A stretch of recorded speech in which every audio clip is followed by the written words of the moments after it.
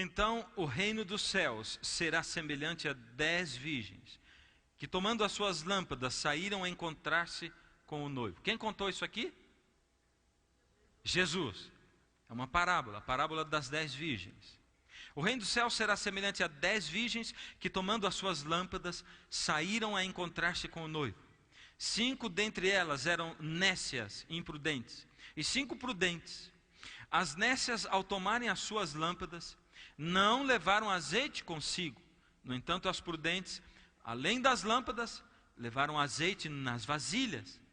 E tardando o noivo, foram todas tomadas de sono e adormeceram. Mas, à meia-noite, ouviu-se um clamor. Opa! Apareceu o que aqui? Oh! À meia-noite, ouviu-se um clamor. Eis o noivo, saí ao seu encontro. Então se levantaram todas aquelas virgens e prepararam as suas lâmpadas. E as nécias disseram às prudentes: dai-nos do vosso azeite, porque as nossas lâmpadas estão se apagando. Mas as prudentes responderam: não, para que não nos falte a nós e a vós outras, ide antes aos que o vendem e comprai-o. E saindo elas para comprar, chegou o noivo, e as que estavam apercebidas entraram com ele para as bodas. E fechou-se a porta.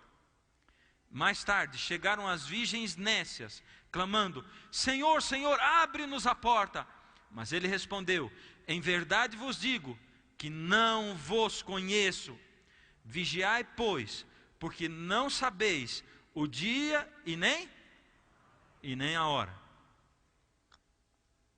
Deixa eu colocar você dentro do contexto para você entender essa parábola. Jesus contou essa parábola numa época e num lugar onde o casamento, as bodas aconteciam dessa maneira. O noivo arrumava a casa onde ele iria morar com a noiva. Ele iluminava toda a casa, por dentro e por fora. Imagina iluminar uma casa toda, por dentro e por fora, numa época onde não tinha luz elétrica. Então ela era toda iluminada com lampiões, lamparinas, por e por fora. E esse era o costume da época, tanto que quando alguém via uma casa iluminada assim, por dentro e por fora, cheia de lamparinas, já sabia, ali vai acontecer um casamento. Aí o noivo saía da casa dele, e ele ia até a casa do pai da noiva, onde estava a noiva e onde estavam os convidados. Ali acontecia uma pequena cerimônia. Eles ficavam debaixo de uma pequena tenda de pano chamada rupá. E ali eles assinavam um contrato social, mostrando para todo mundo que eles estavam se casando. O noivo e a noiva saíam então num cortejo nupcial, e os convidados seguiam o noivo e a noiva. Eles iam para a casa nova onde eles iam morar, a casa do noivo. Junto com o cortejo nupcial, cada pessoa que fazia parte desse cortejo tinha que levar nas suas mãos, fazia parte da cerimônia, do cerimonial. A pessoa levava nas suas mãos uma lamparina acesa. Isso significava que ela desejava que o caminho dos noivos fosse um caminho iluminado. Então todos os convidados acompanhavam no cortejo nupcial, levando uma lamparina acesa, iluminando o caminho dos noivos. Você já viu hoje, em festa de casamento, de repente tem ali uma pessoa que não conversa com ninguém, ninguém conversa com ela, mas ela come bastante e bebe bastante. Tudo que vem ela come, tudo que vem ela bebe. Aí o pai da noiva chega para a mulher dele, a mãe da noiva, e diz assim: escuta, você conhece aquele fulano ali? Não. Você conhece? Não, não conheço. Deve ser convidado dos pais do noivo. E eles vão lá. Ah, a festa está linda. Ai, já estão dizendo que é o casamento mais bonito que já vi. Todo pai de noivo diz isso, né? Aí eles dizem assim: você conhece aquele fulano? Não. Não é convidado de vocês? Não. Não é de vocês também? Não, não é nosso. Ué, não é de vocês, não é nosso, ele é o que então? É penetra, vocês entendem do assunto, hein? Ninguém gosta de penetra em festa, é ou não é? Mas não tem jeito, porque ele passa mesmo. Ele é a prova de leão de chácara, do que for, ele passa para a festa. Naquela época de Jesus, não existia penetra em festa. Sabia disso? Por quê? A natureza humana era diferente, era ou não era? Era ou não?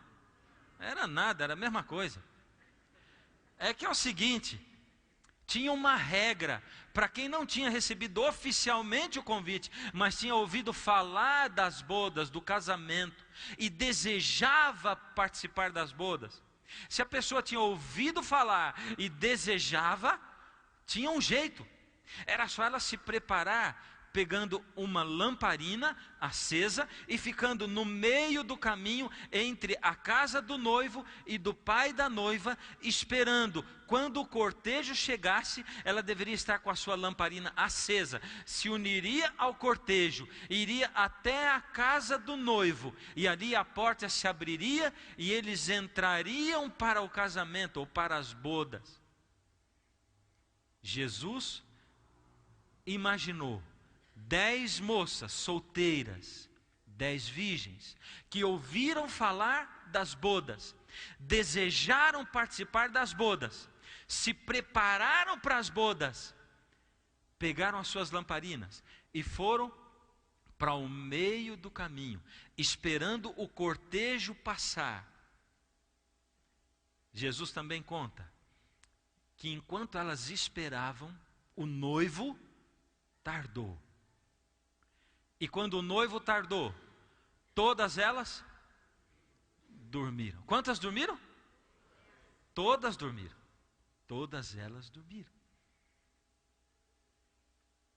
E de repente,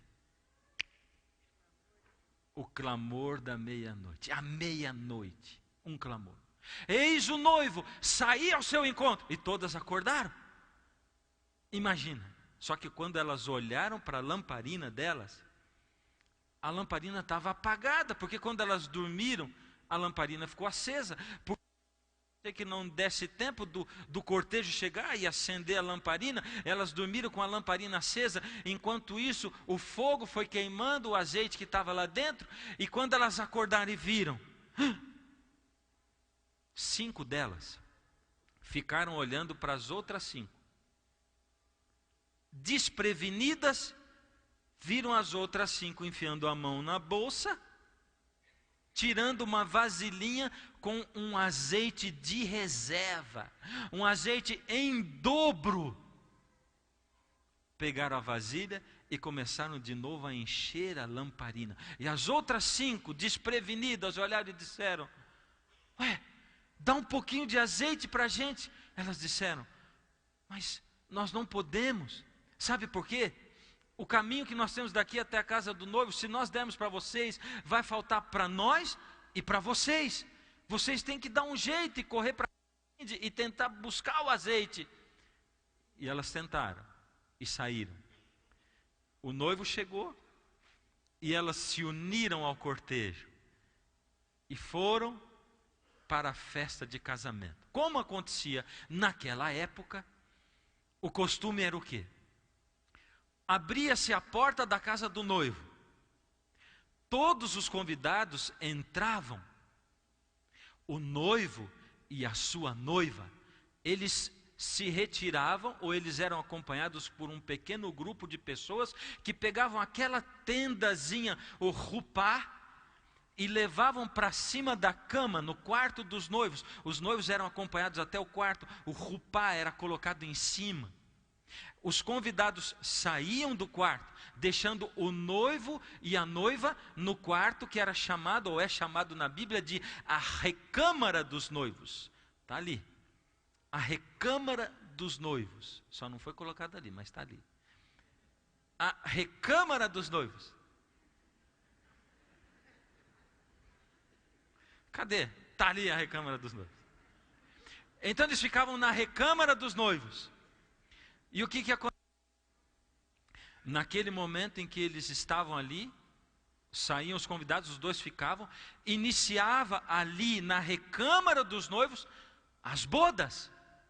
O que eram as bodas? As bodas eram um momento íntimo entre o noivo e a sua noiva.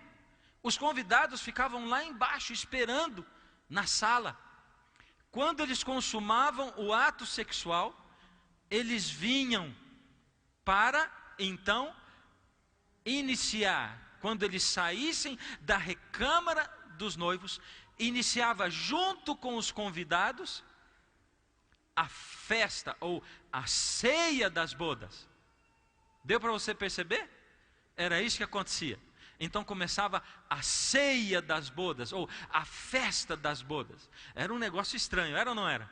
Ficar todo mundo esperando a noite de núpcias lá. Estou com fome, né? Que coisa. Será que esses noivos não vêm nunca, né? Estamos querendo comer, beber e tal. Aí vinha. E quando chegava era uma festa danada. Pronto, tinha se consumado o casamento. Era desse jeito que acontecia. Bom, algumas perguntas para você. Primeiro de tudo, quem são as 10 virgens? Quem elas representam? Porque isso é uma parábola e a parábola representa. Jesus conta representando. Quem eram as 10 virgens? Quem? Vamos analisar alguns detalhes a respeito delas. Primeiro, elas ouviram falar das bodas. Portanto, não se trata do mundo inteiro, porque nem todo mundo ouviu falar das bodas. Elas ouviram falar. Segundo, elas desejaram participar das bodas. Elas tiveram o desejo. Veja só, Deus toca o coração de todos os seres humanos no mundo inteiro. Isso é fato. O Espírito de Deus toca o coração de todos. Em algum momento da sua vida, o Espírito de Deus toca o seu coração. Ele toca o coração do seu filho, do seu pai. Se o seu pai morreu, ele já tocou o coração deles. Deus toca o coração de todos. Cada ser humano é que responde à sua maneira ao toque de Deus. Mas Deus toca o coração de todos. Essas 10, elas ouviram falar, foram tocadas por Deus e desejaram participar. Tendo desejado participar, elas se prepararam para ir para as bodas. Porque a Bíblia diz que elas pegaram as suas lamparinas e levaram as lamparinas. Pergunta: elas tinham azeite na lamparina? Sim ou não? Quantas tinham azeite na lamparina? Todas elas tinham azeite na lamparina. E agora que vem uma outra pergunta: o que é o azeite? Eu queria que você lesse comigo, vamos ler aqui. Zacarias 4, de 1 a 6. Tem vários textos que indicam isso aqui, mas vamos dar uma olhadinha em Zacarias 4, de 1 a 6. Zacarias está bem um pouquinho antes de iniciar o Novo Testamento, né? Você vai lá em Mateus, volta um pouquinho, está Malaquias e depois está Zacarias. Olha só uma visão que Zacarias tem. Do verso 1 a 6 assim: tornou o anjo que falava comigo e me despertou, como a um homem que é despertado de seu sono. É Zacarias contando. E me perguntou: que vês? E eu, Zacarias, respondi: olho, e eis um candelabro todo de ouro, e um vaso de azeite, em cima com as suas 7 lâmpadas e 7 tubos, uma para cada uma das lâmpadas que estão em cima do candelabro. O azeite era para o candelabro. Junto a este, 2 oliveiras, uma à direita do vaso de azeite e a outra à esquerda. Então perguntei ao anjo que falava comigo: meu Senhor, que é isso? Respondeu-me o anjo que falava comigo: não sabes tu que é isto? Respondi: não, meu Senhor. Prosseguiu ele e me disse: esta é a palavra do Senhor a Zorobabel, não por força, não por poder, mas pelo meu espírito, diz o Senhor dos exércitos. Deus estava querendo ensinar para Zacarias: Zacarias, olha aí, o castiçal, ele precisa ser abastecido, precisa de combustível para ele, para que a coisa possa iluminar o mundo. E saiba de uma coisa: não é por força que isso vai acontecer, nem é por violência, mas é pelo meu espírito. Portanto, o vaso com azeite representa o quê? O Espírito Santo de Deus. Esse é o azeite. Isso quer dizer o seguinte, isso começa a me deixar preocupado, porque todas aquelas virgens receberam do Espírito Santo, ou seja, o Espírito Santo toca todo mundo, ele toca o seu coração, ele toca o meu, e o Espírito Santo tem tocado o seu coração, porque eu sei disso. O Espírito Santo tem ido até você, ele tem falado com você, a cada noite ele chama você para tomar uma decisão do lado de Deus, e cada vez, quanto mais você conhece a Deus, quanto mais você conhece a palavra, mais aumenta a responsabilidade. E Deus pede mais, e Ele pede mais compromisso. É assim, Deus gosta de comparar o relacionamento dele conosco com o casamento, com o relacionamento humano entre um homem e uma mulher. E um casal é assim, primeiro eles se conhecem de vista, depois eles se aproximam mais, e eles conversam, depois eles namoram, depois eles se casam, e depois de casar eles vão para a lua de mel, conhecimento íntimo. É dessa maneira que acontece. Deus também é assim. Você conhece a Deus, ouve falar, igreja, começa a conhecer mais a Deus, e quanto mais você conhece, mais compromisso Ele quer com você, e mais compromisso, e um dia você espera que o pastor vai fazer o apelo, e diz assim: o meu apelo hoje é para você se inscrever numa classe bíblica, para você ter estudo bíblico, ou se você não pode vir aqui, ou não quer vir aqui, fala que nós vamos mandar gente na sua casa, estudar a Bíblia com você, e você diz assim: opa, noivado não, comigo não. Eu não quero mais compromisso. Eu não quero ninguém na minha casa. Não, eu não quero conhecer mais. Uma vez eu estava estudando a Bíblia com um líder religioso. E aí, quando o estudo começou a ficar interessante e discordante daquilo que ele acreditava, e ele tinha a oportunidade de fazer todas as perguntas que quisesse, e a gente conversava e orava junto. E num momento ele diz assim: vamos parar de estudar a Bíblia. Eu disse: por quê? É porque a gente é responsável por aquilo que a gente conhece, e eu não quero conhecer mais, porque eu não quero ser responsável. Não passa isso na sua mente algumas vezes? Se você gostou do conteúdo, clique em curtir, inscreva-se no canal, ative o sininho para ativar as notificações e deixe abaixo nos comentários o que você achou dessa reflexão. Espero você em um próximo vídeo.